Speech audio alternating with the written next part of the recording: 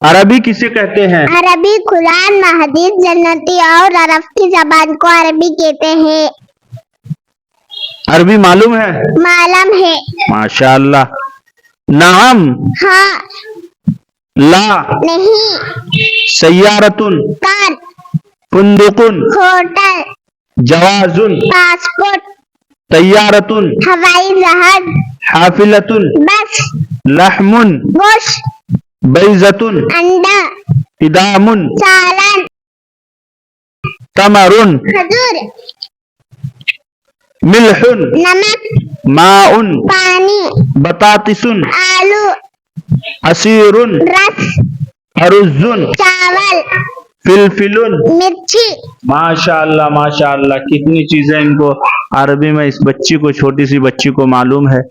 اس کی حوصلہ افزائی کے لیے شیئر کرے، لائک کرے، کمنٹ کرے۔